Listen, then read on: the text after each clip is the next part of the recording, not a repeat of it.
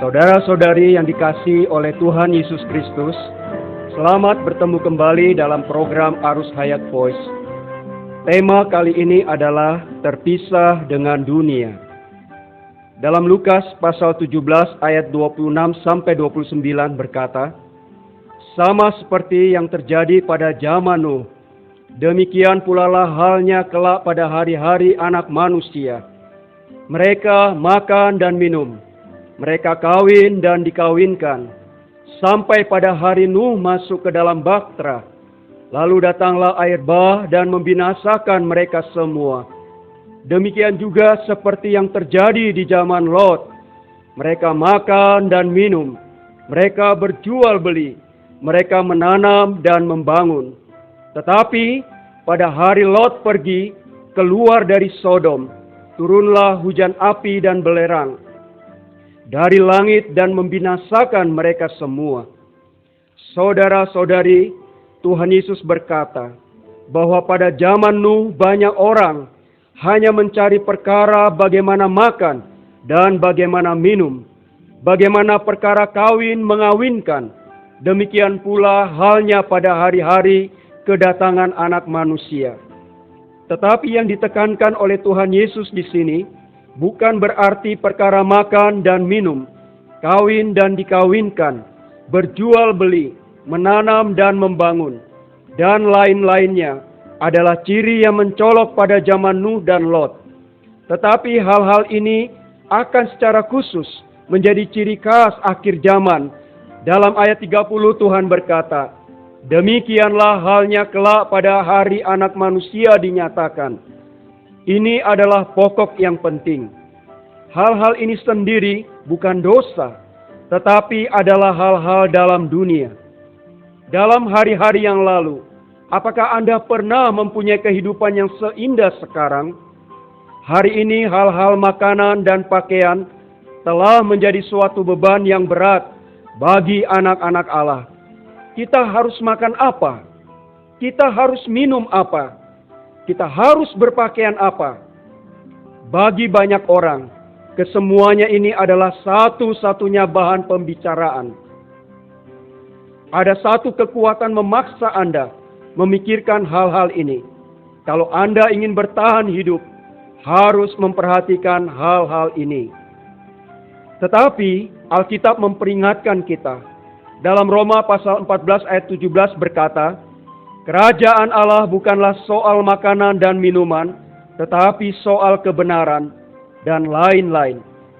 Alkitab berpesan agar kita terlebih dahulu mencari kerajaan Allah dan kebenarannya. Lagi pula memberi jaminan kepada kita, kalau kita berbuat demikian, semuanya itu akan ditambahkan kepada kita. Alkitab menyuruh kita jangan khawatir terhadap hal pakaian, makanan, karena kalau Allah memelihara bunga di padang dan burung di udara, bukankah Dia lebih memelihara kita, orang-orang miliknya?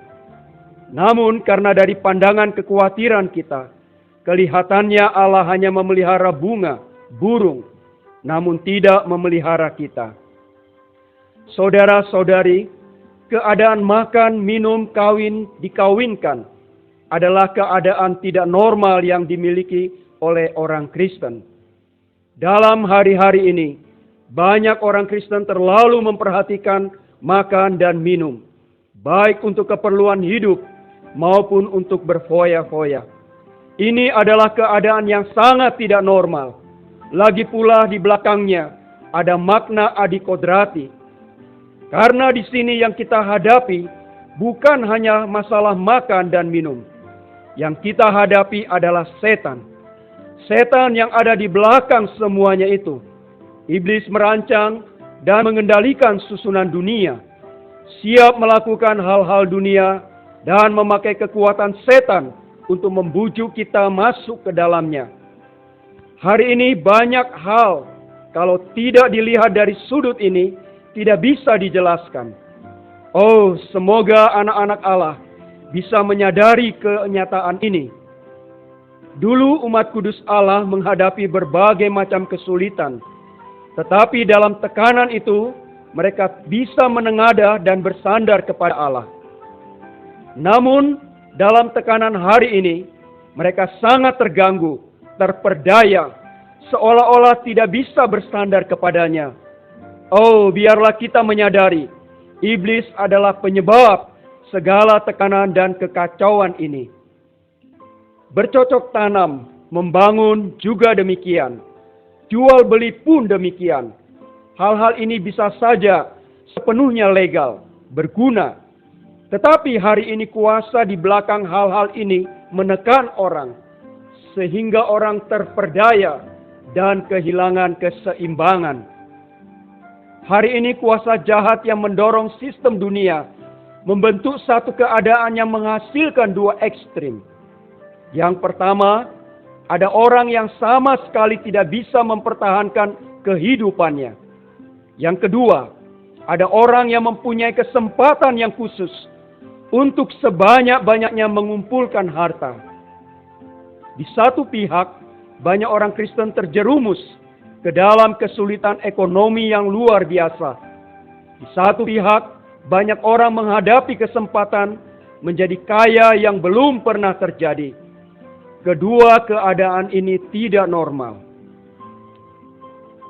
Dalam Lukas pasal 21 ayat 34 berkata, "Jagalah dirimu, supaya hatimu jangan dibebani oleh pesta pora dan kemabukan, serta kekhawatiran hidup sehari-hari, dan supaya hari Tuhan jangan dengan tiba-tiba jatuh ke atas dirimu seperti suatu jerat." Tuhan memperingatkan kita harus berjaga-jaga, supaya kita tidak terlalu banyak ditekan oleh kekhawatiran hidup masa kini.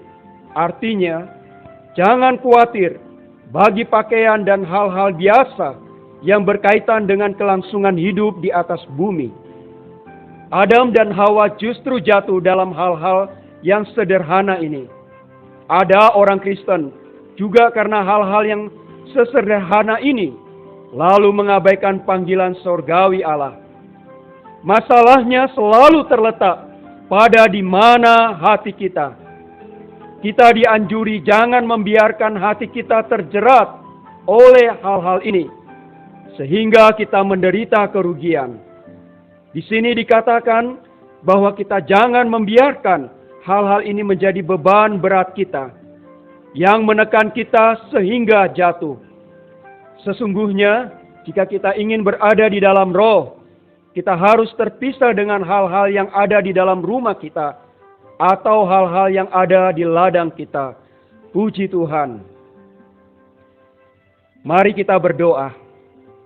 Tuhan, kami bersyukur bahwa kami adalah milik Tuhan.